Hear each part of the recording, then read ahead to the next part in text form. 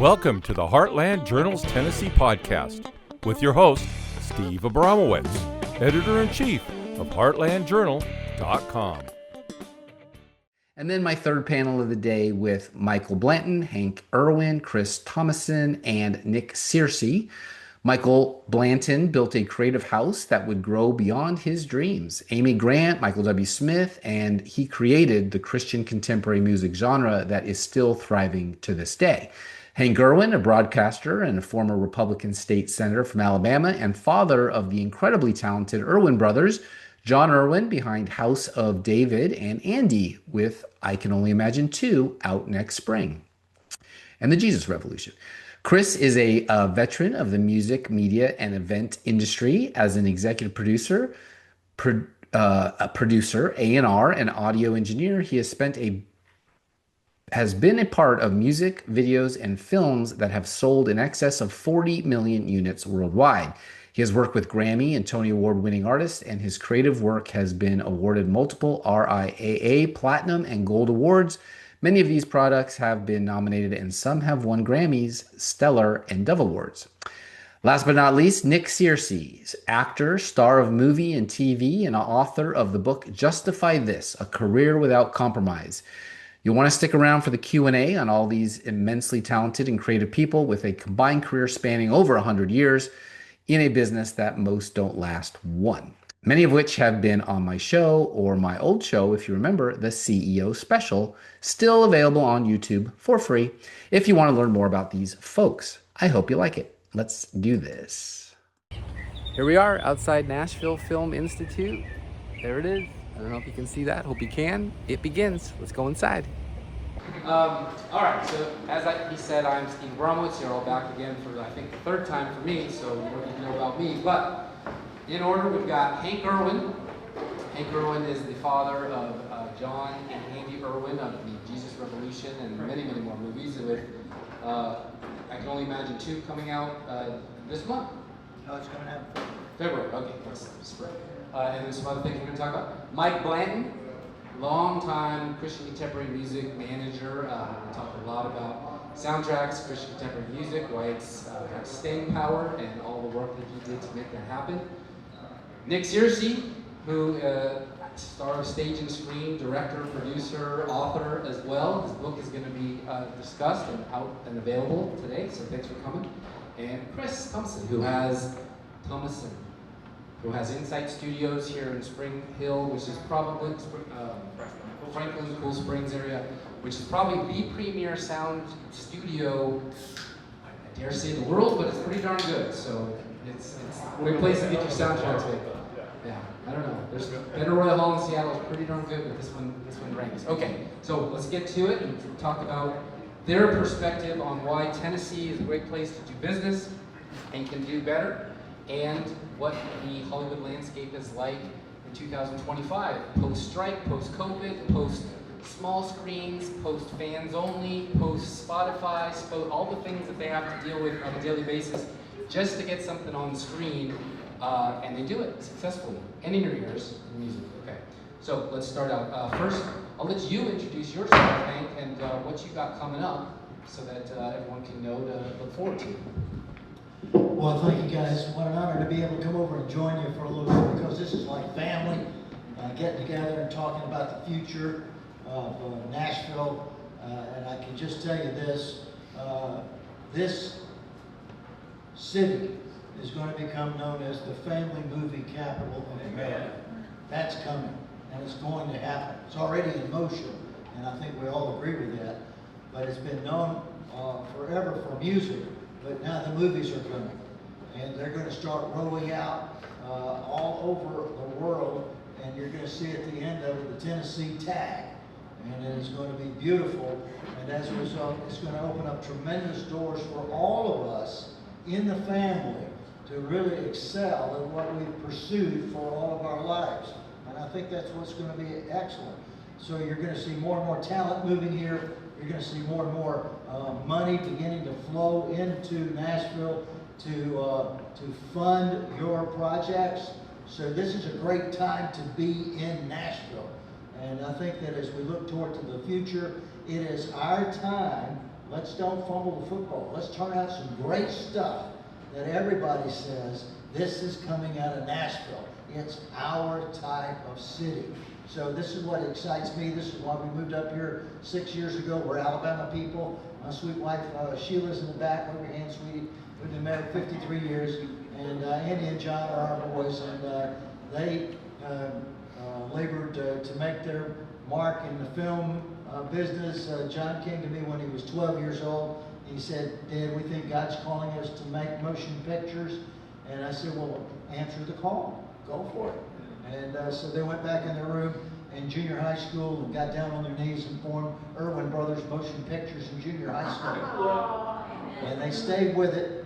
And I gave them a piece of advice. I'll share that in just a little while.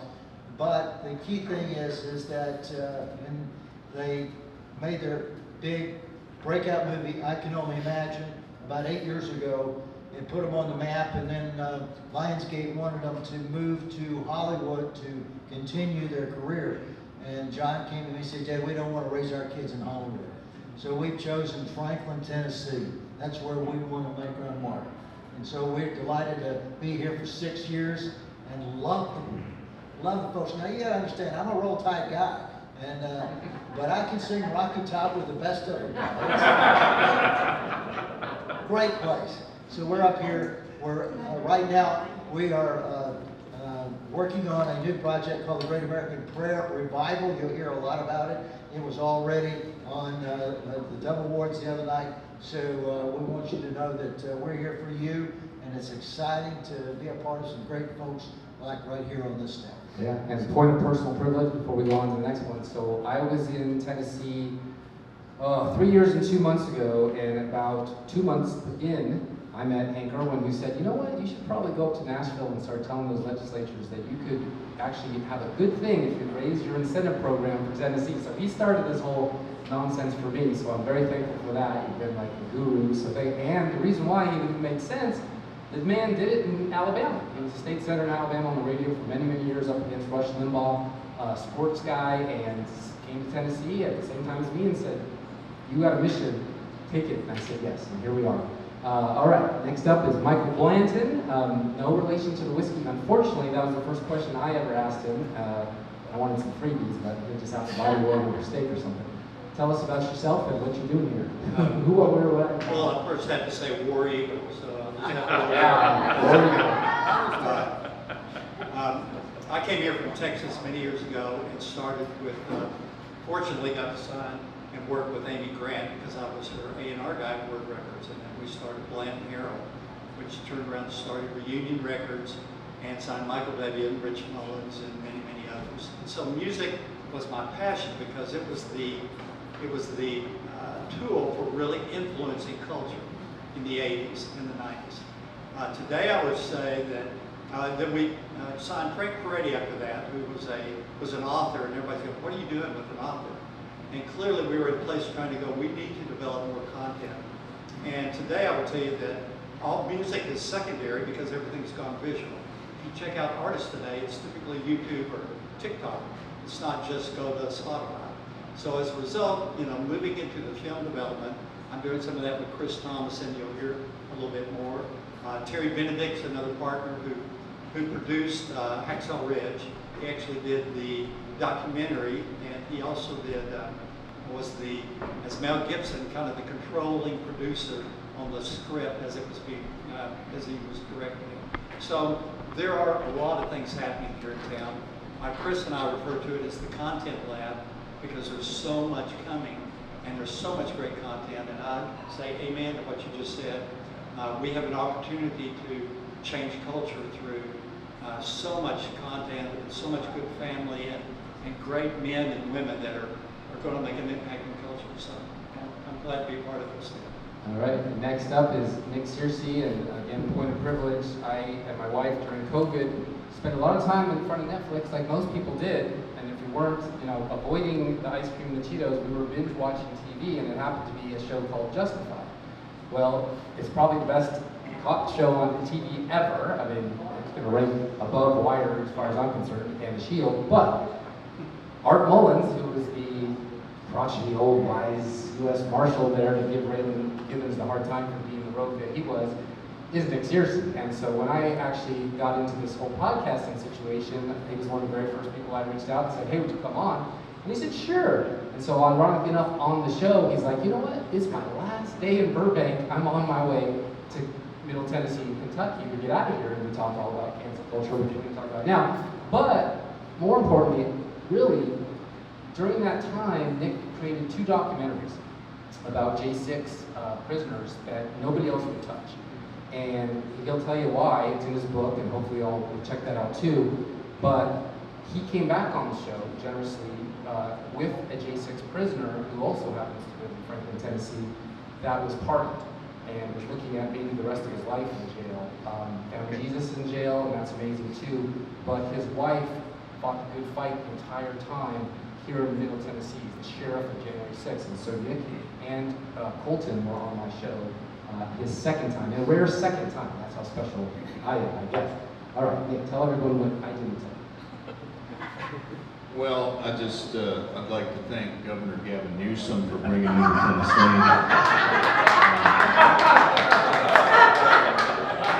And also bringing most of my friends. It's like everywhere you go in Franklin, I run into another person I knew from California. So they've even made T-shirts that said, "Don't California my Tennessee." That's all because of Gavin Newsom.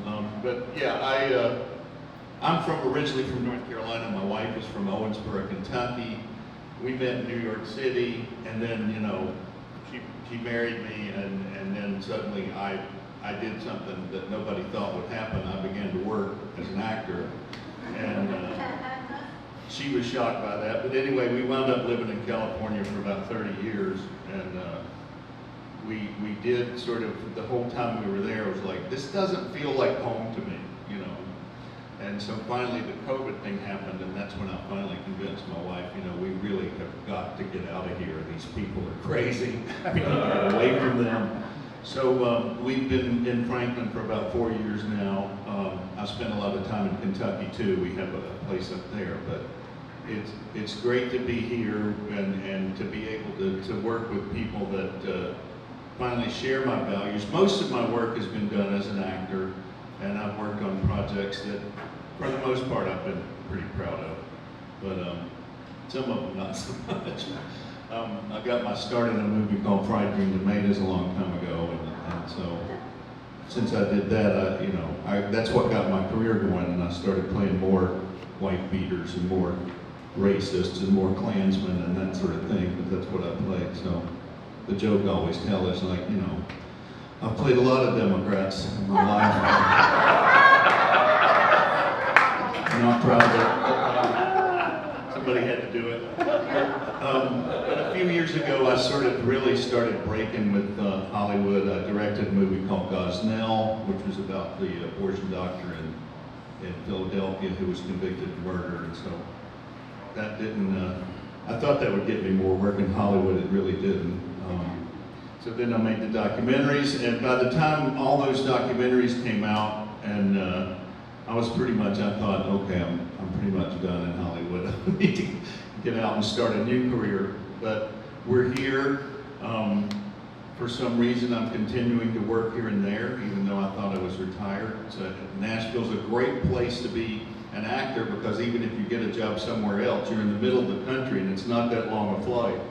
So I have a movie called Where I'm Bound that Brian Williams and Third Coast Film is developing. We're hoping to shoot that next year. It's about Southern gospel quartet music in the 60s, which is not really something Hollywood would jump all over, but I'm pretty confident we're going to get that movie made, and I'm just glad to be here with all you normal people. And when you're back home and you're streaming, you can get Days of Thunder, Fried Green Tomatoes, The Fugitive, Nell, directed Paradise Falls and Gosnell, and most recently last year's Reagan as James Baker, and the iconic U.S. Marshal Art Bolin on the show Justified, and the author of Justify This, A Career Without Compromise, which is what we're going to talk about. All right, next up, Mr. Thomason, are you? Okay, I'm doing good. Thank you. Thanks for having me here. Appreciate it. I am also an Alabama native, and I can truly say War Eagle. I'm an alumni of Auburn University. And so, yeah, I grew up there, got my undergrad at Auburn, went to Full Sail University and got recording engineering and production.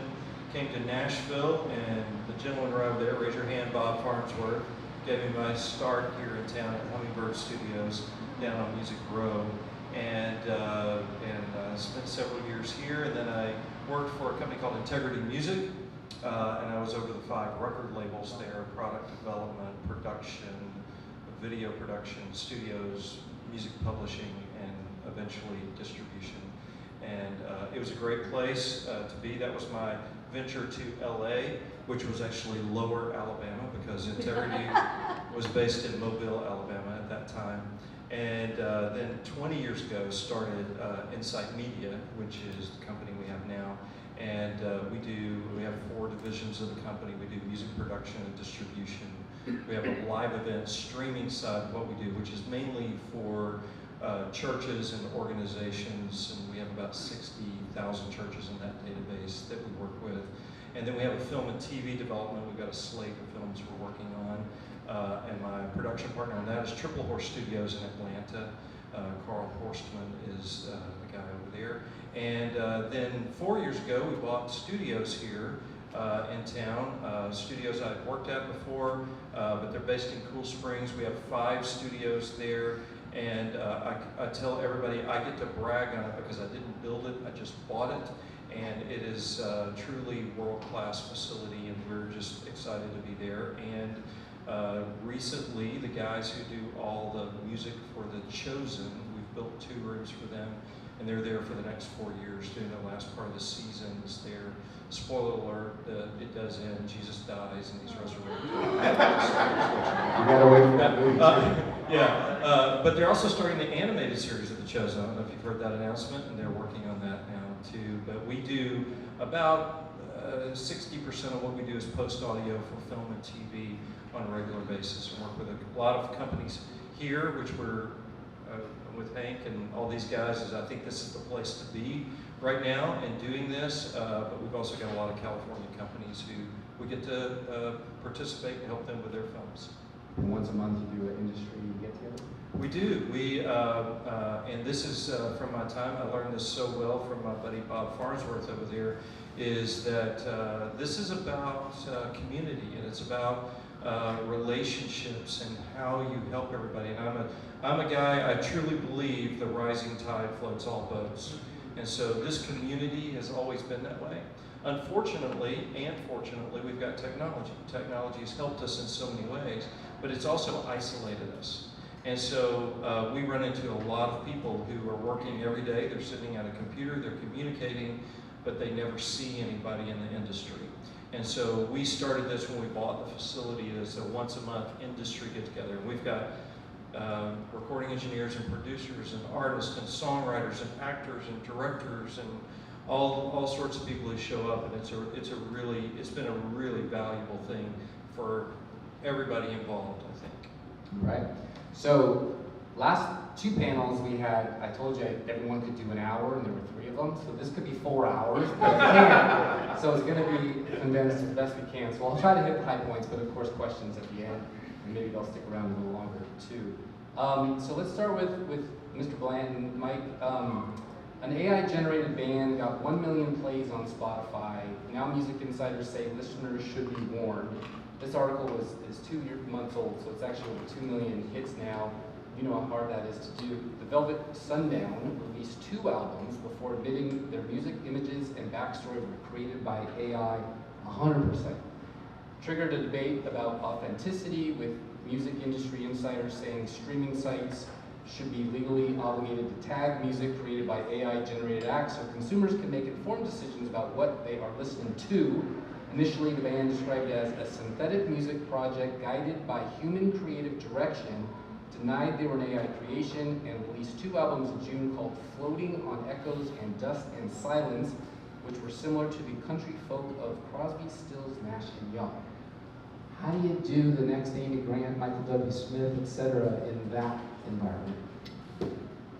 You go to AI, obviously. No, I'm teasing. That's not bad.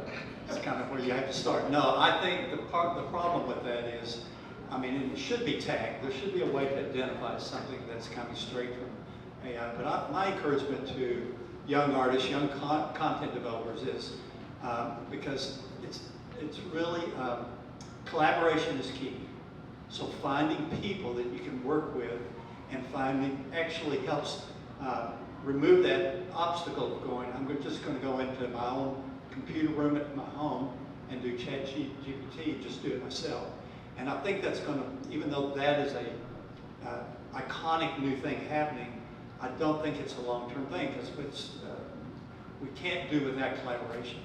So Crosby, Stills, Nash & Young were an incredible band, but it was because they met and started playing together and started singing and writing songs. And I don't think our generation right now, the young generation, is doing that enough. So they're depending too much on AI.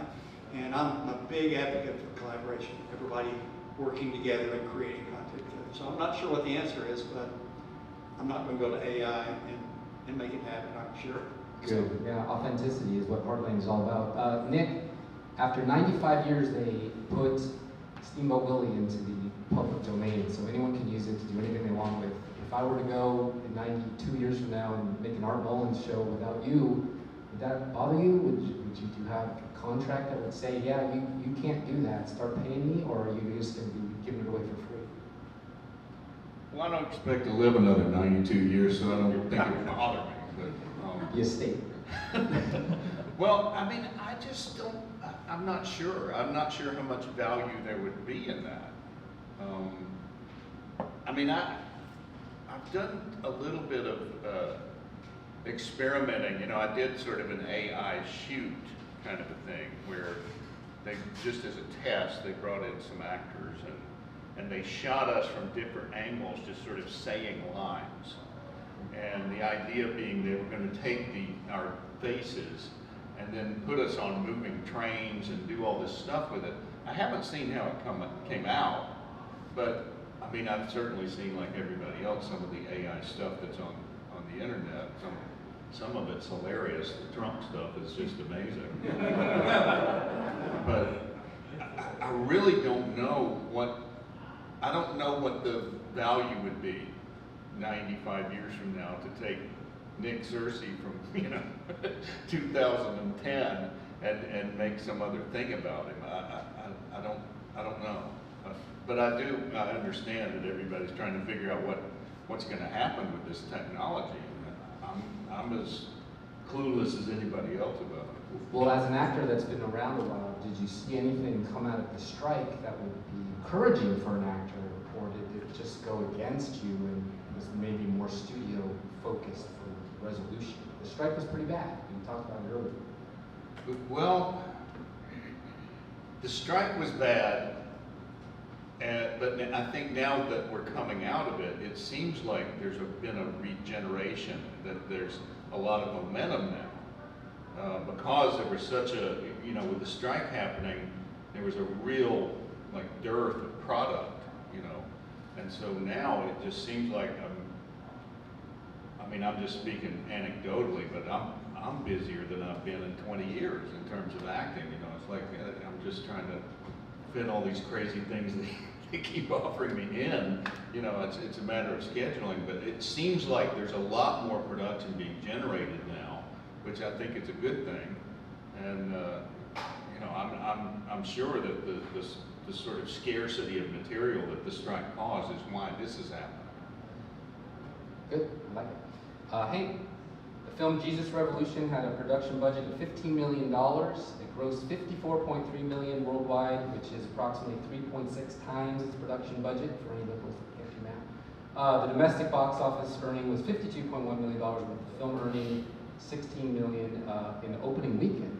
The film's total worldwide gross, they said, was $54 million, and it surpassed $50 million in sales. Is that a phenomenon that we're going to see repeated, that you all created, or is this a fluke? No, I think it's going to be a trend, because what the bottom line is you got to tell a good story. Everything starts with a story. Everything starts with a script. And you write a good story, it's going to make money. it doesn't have to be a $200 million project to make money.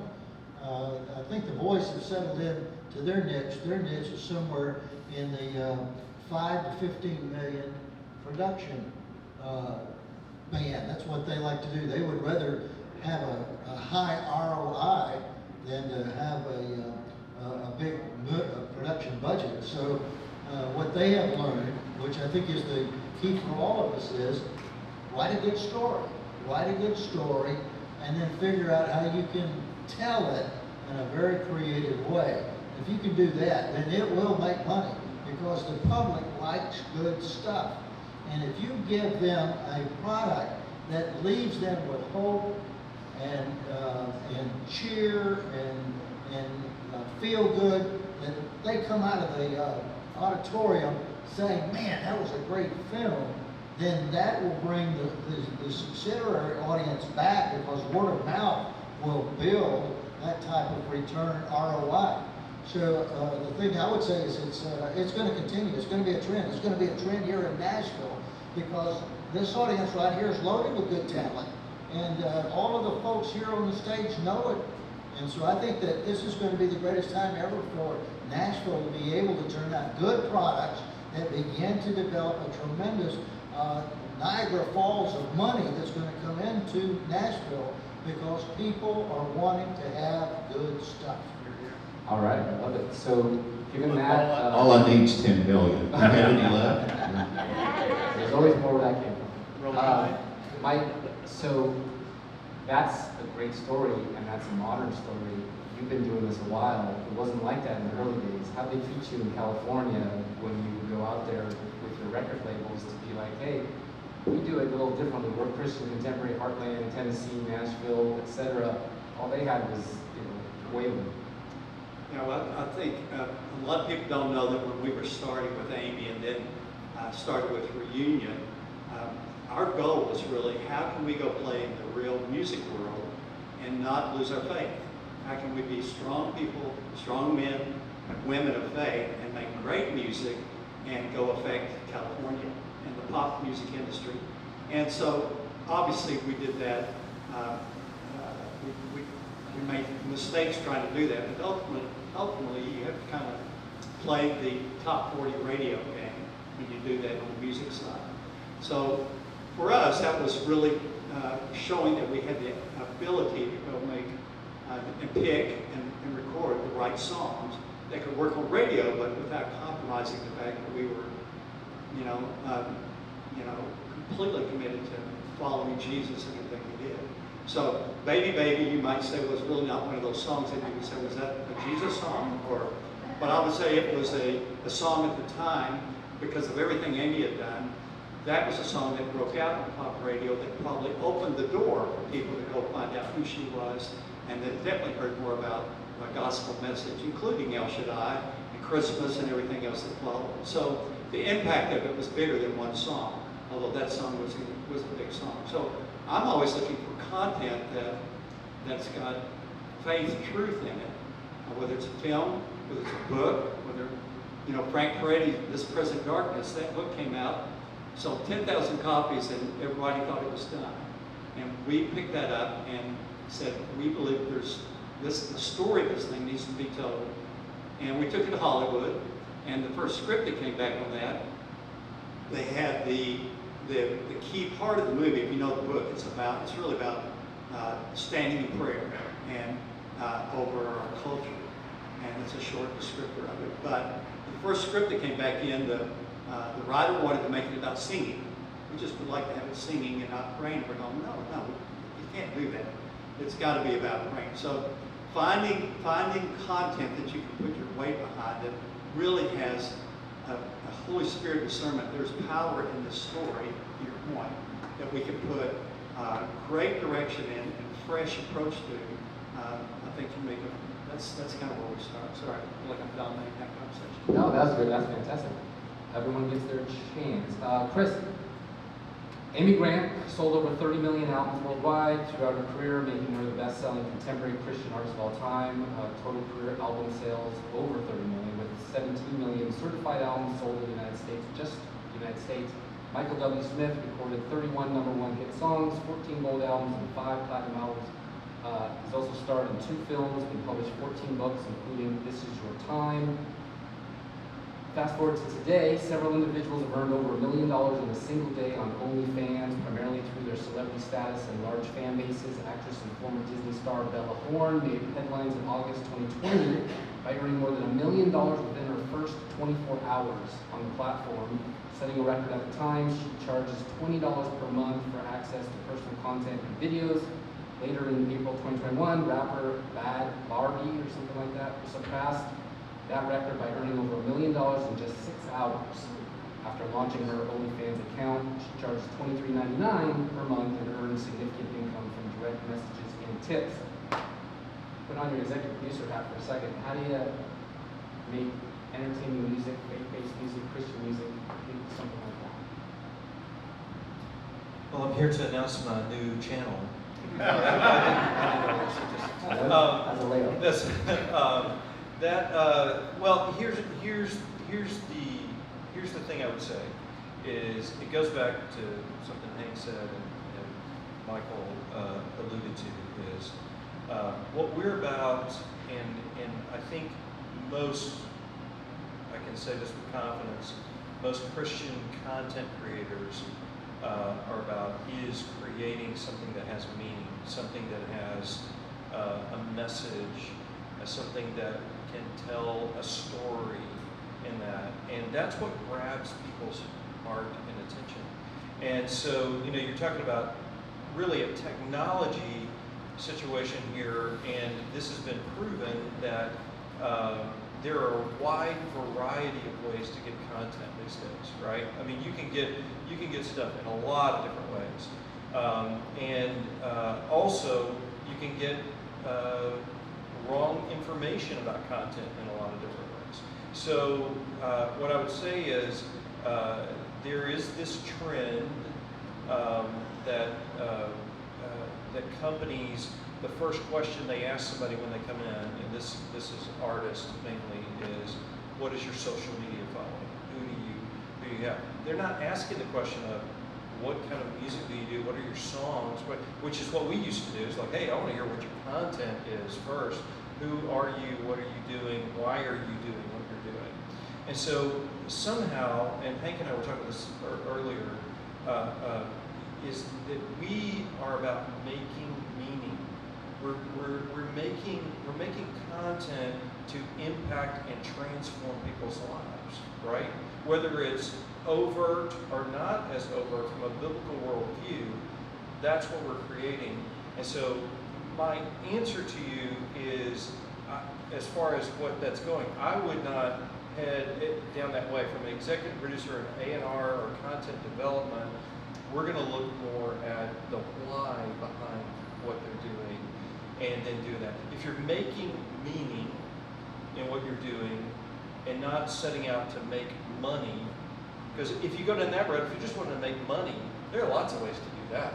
I mean, this is proven. It's like a lot of that probably doesn't have, I'm not throwing rocks at anybody, but there's not a lot of transformational life application after you go down that road, right? So if you're only about making money, there are a lot of ways to do that. But I can also tell you a lot of times that fails because there's no heart and soul behind it in making that. And so I would just, and my answer to you is I would just approach it differently as we sit down and look at why we're doing that.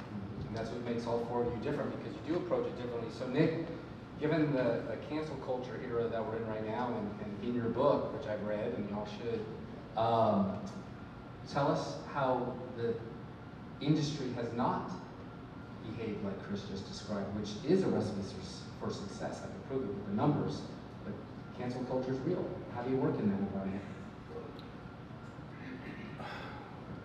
Well, I'm not sure. I get asked that a lot. Like, what, I mean, is the question like, am I still working? We know that because you're successful. I am a little bit, you know, but I'm sure that there are, you know, instances in which, you know, I'll see a movie and I go, I never even heard about that. I should have been in that, you know. I'm sure there's a lot of places where people just go, no, we don't want that guy because he's from the other side. I think that one of the things that I've been trying to talk about is that, you know, in order to combat what's coming out of Hollywood, we spend a lot of time, or at least I hear a lot of people spending time talking about the leftist slant of things on Netflix and like the way they ruined Snow White and all this stuff, and you know, the stuff that Disney's putting out and all that kind of poisonous stuff. But on the other hand, we can't just sort of be making only things for Angel Studios or only things that sort of are identified as for Christians only. I think that, you know, what's happened in Hollywood after the Passion of the Christ and after the success of a lot of films, you know, places like Sony have developed their own faith-based divisions, which is like Sony Affirm, and all this Lionsgate has the same thing. And it kind of, I mean, I look at that and I could be wrong, but it seems to me like that's code. That's like, okay, we're gonna make these movies and we're gonna make sure that people realize that we're only making it for those Christians out there because they'll buy it, and it sends the message that nobody else should pay any attention to this if you're not a Christian. So what I've been trying to do and what I've been working towards is making movies that really fit into the mainstream but have our values attached, rather than sort of only making movies that are just Christians are going to see. Because to me, that's how you can do an outreach. That's how you can reach people that you wouldn't normally reach. And it's hard to do, but I think it's worth a try. You know, it's something that I don't know exactly how to express it, but it's just something that I think has to be done. Because in order to really affect the culture, you can't just let the, you know, Netflix and Amazon make 500 movies a year, and then we come out with 2 or 3 that advance our values, and you know, they're swamping us. So I think on the conservative investor side, we have to come up with a way that we can make a studio, we can make something whereby we can generate a lot of content that will fit into the marketplace. And all it has to do, it doesn't necessarily even have to be conservative or Christian, it just has to have common sense. As long as it doesn't have this leftist politics forced into it, your stories are naturally going to be common sense stories that people will go, okay, you know, so. No, that's good, that's good. And I believe in miracles, and you know, the most secular company maybe on earth, I remember the early commercials, not big enough, Pyramids of Giza, not big enough to store all of Amazon's plastic hardware. House of David. John Erwin, the 8th most watched show domestically on the platform as of October 7th, surpassing the popular religious series The Chosen.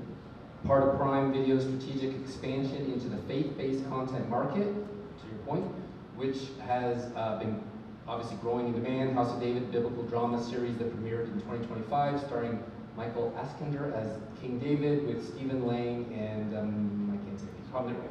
The show's first season consists of 8 episodes and holds a 71% score on Rotten Tomatoes, with critics praising its production value and script quality.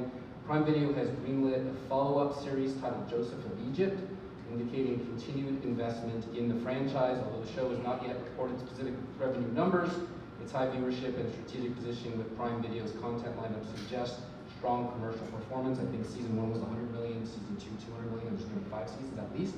Tell us, obviously with the success of a low budget, high return Jesus Revolution that got the nod for Kingdom Story, but Kingdom is what Nick just described. How did it get to Jeff Bezos, who, you know, is the most liberal person out there with a lot of money? Yeah, well, that's a good question. My son John made that. He's 43 now. I took him to the Holy Land when he was 16 years old and let him be my cameraman, and we shot a documentary on the Holy Land. And while there, he fell in love with King David. And he said, one day I want to tell his story. And he held on to that for 25 years. And as a result, the time came because of the steps of success of Erwin Brothers and then Kingdom Story Company, that he was in a position to approach, with help, Amazon to look at this as a project. And Amazon had never done a faith-based project. But because of the track record, that got him in a position to get a hearing. And then as a result, they took a risk and they hit a Grand Slam home run. because last spring it was the #1 series in the whole world. And it was also the #1 series in Israel, of all places. So this is what I'm saying, is we have to earn our respect up, and there's no shortcut in it. So John could not have gotten there without 25 years of labor and other projects and showing success and value and ROI that justify that he's got to hear it.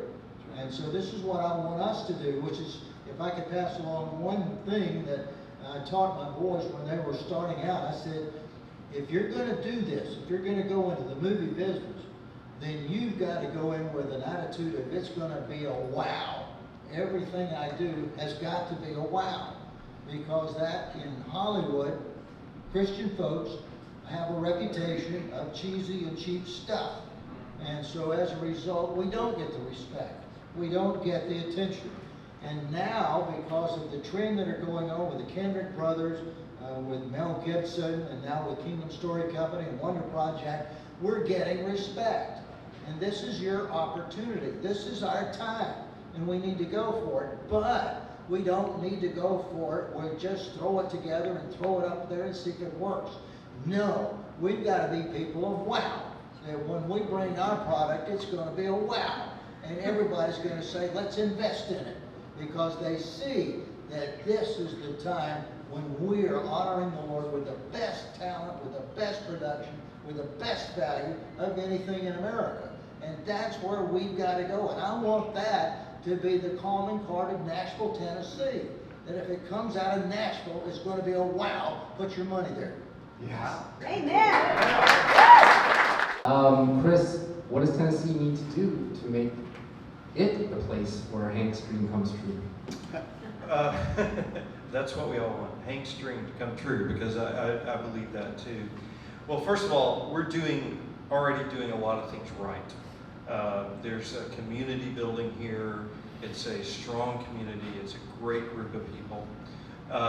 As far as above that, to attract some of these things that we've talked about, there does need to be more incentives here in Tennessee. And those have increased some, but not near enough to attract some of these large productions here, or to benefit the filmmakers that want to be here all the time and doing things. So that is it is a weakness right now to growth.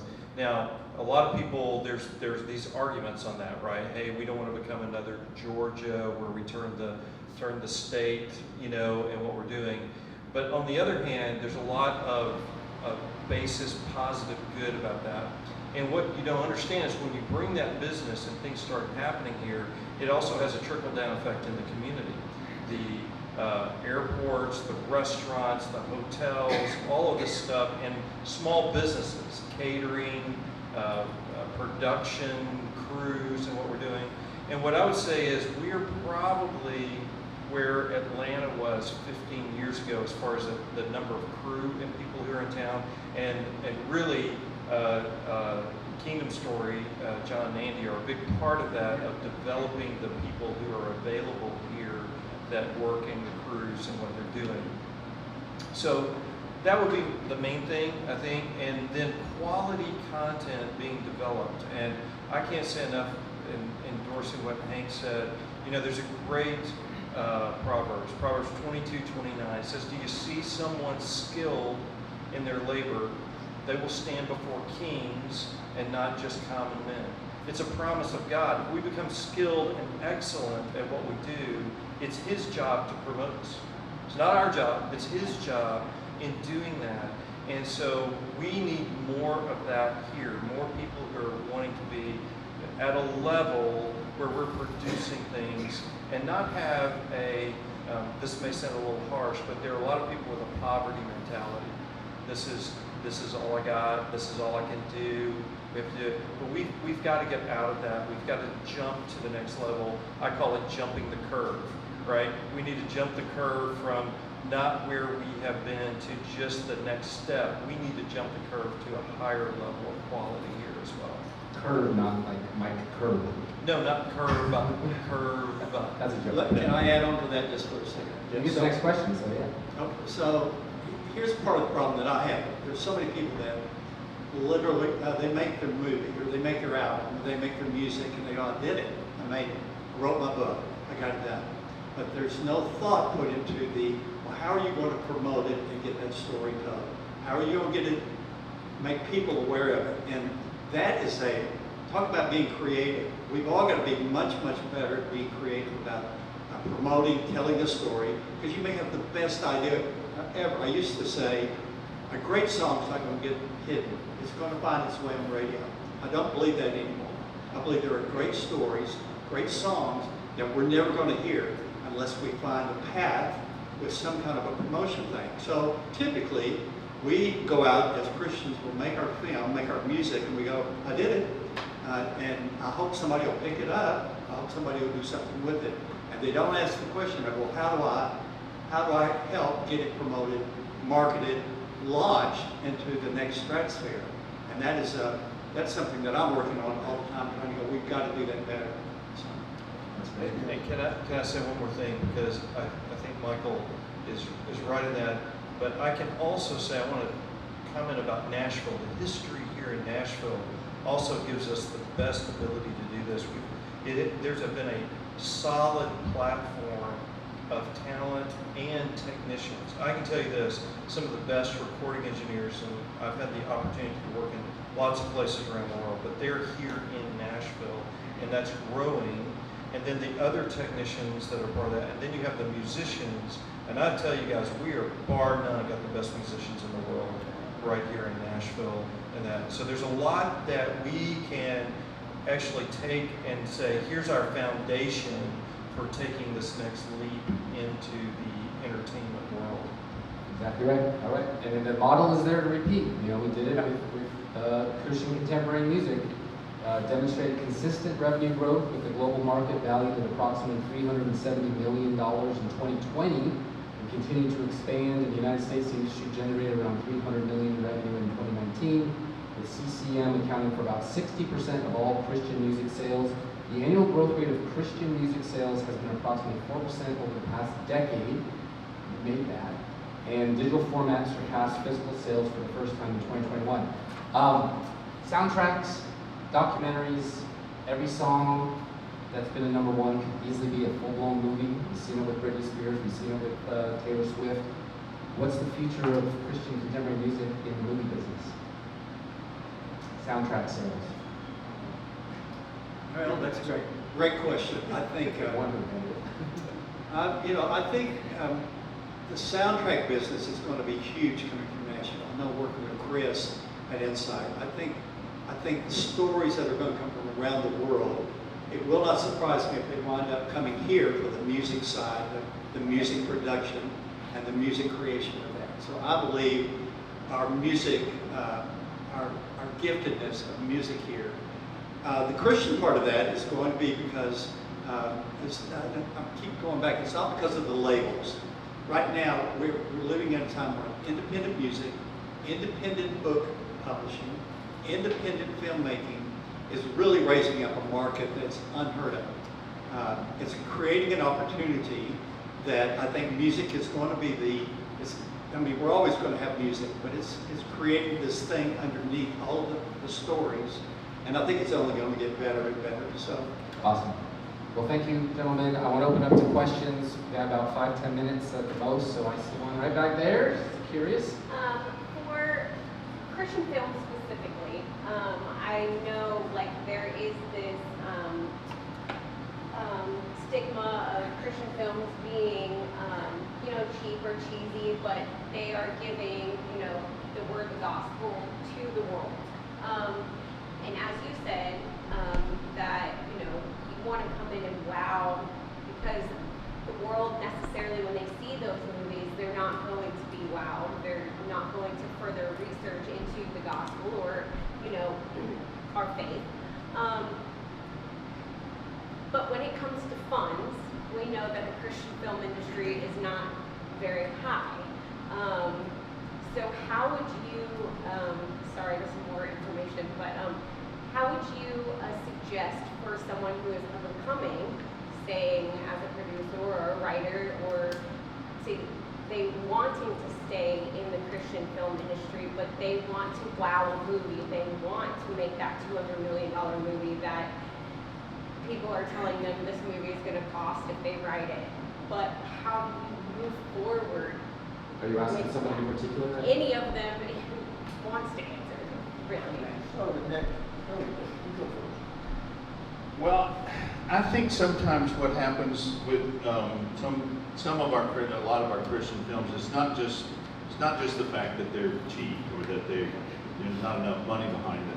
Sometimes I think that they are too prudish in a way, and they don't reflect the world as we see it.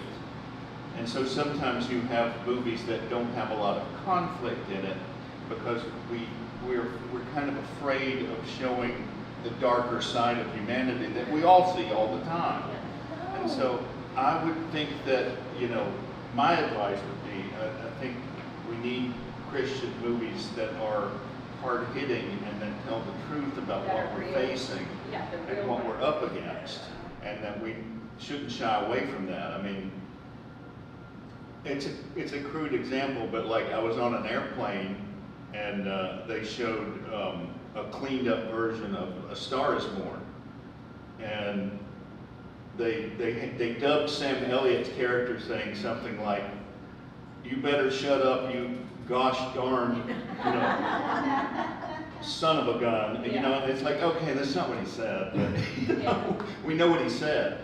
But I guess that's kind of what I mean. I think sometimes we make our movies a little too cleaned up. The Bible has some R-rated scenes in it, big time. So anyone else before we run out of time? Back there? Yeah.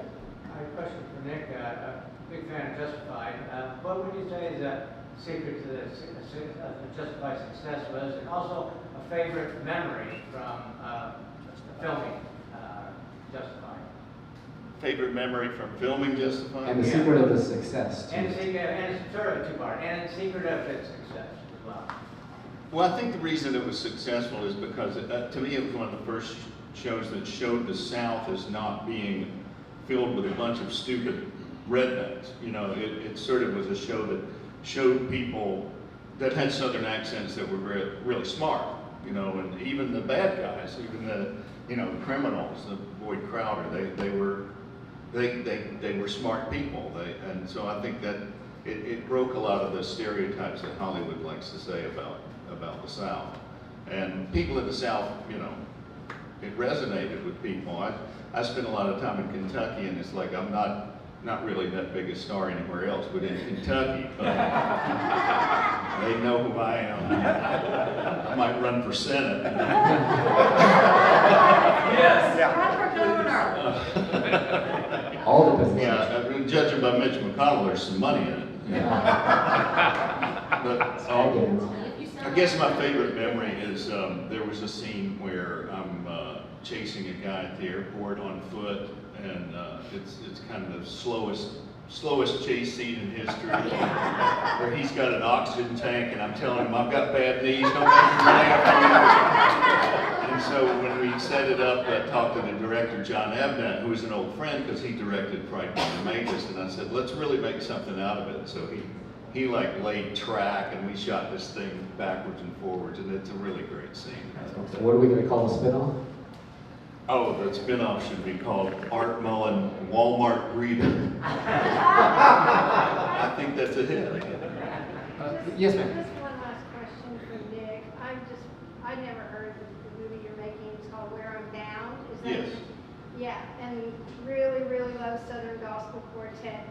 I don't know, in the movie, are you familiar with Billy Collins, former poet laureate, who wrote a poem called Sunday Morning with the Sensational Nightingales? No, I don't know that. It's a powerful poem, and I didn't know if you had even the Sensational Nightingales in your quartet thing, but just wanted to, I'll send it to you. I'd love that. Yeah, thank about you. the quartets and what they do. Yeah. We change a lot of the names, but Yeah. basically the script is based on the Blackwood Brothers and the inspirations and those. One more? All good? Oh, yes, sir. Last one. How do you balance portraying the darkness of the world without causing people to indulge in it? I think that's a Hank one. That's a good question. When we made Imagine, first Imagine, it was an emotional movie that every audience, we saw men breaking down and weeping because they knew the idea of an abusive father. And that was the one thing that when we had Dennis Quaid play that daddy, he played him with such tremendous emotion, and he'd never done that in his life, played that kind of an abusive role. There is that idea where you have to be truthful, but you don't have to be brutal. And a lot of times in Hollywood, they want to be brutal to show the worst. And the idea is to show, does it have a purpose in the story? And that's where I think you need to go, is how much do you show to establish the purpose of the story?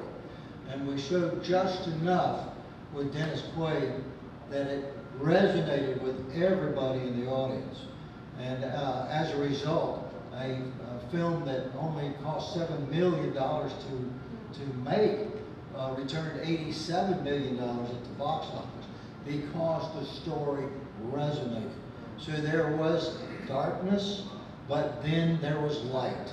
And that's what made the movie shine, is to show a brutal, abusive father coming to Christ and doing a 180 and becoming such a great example that if Christ can change him, he can change anyone. So it has to fit with your story, especially if you're a Christian. Now, if you're not a Christian, then these rules don't apply. You can just do whatever you want to because you are going to do whatever you want to. But if it's a Christian, you always have to ask, Lord, what would be pleasing to you? We've got to establish that. Guide my hands, my thoughts, so that we can establish this, so that your light can shine through when it's all said and done. And if you come in it that way, you'll be fine. Hank, do you want to make mention of Great American Prayer and how people can follow it as it comes closer to the date? Yeah, we're doing this. We really believe that America needs a national revival. And we are working hard in all 50 states to make that happen next March. So you can go to the website, learn all of the backstory, gap-event.org, and you can see it and pray for us because it's resonating all over the country. We're really excited about it. And so it's coming out of Nashville, and it's sweeping all across the country. All right, well, I want to thank all four of you. First of all, you can hear more about them on my website, heartlandjournal.com, because they all have their episodes on my show, and it's about them, so there you go. That's how we end up on this stage together, which is a blessing. There's no other reason why I'm here. But, so thank you all for being great part of my life. Thank you all for coming out on a Saturday and spending it with us to ask these questions, and I think some of them are going to stick around a few more minutes if you have more questions, but again, thanks so much, and God bless.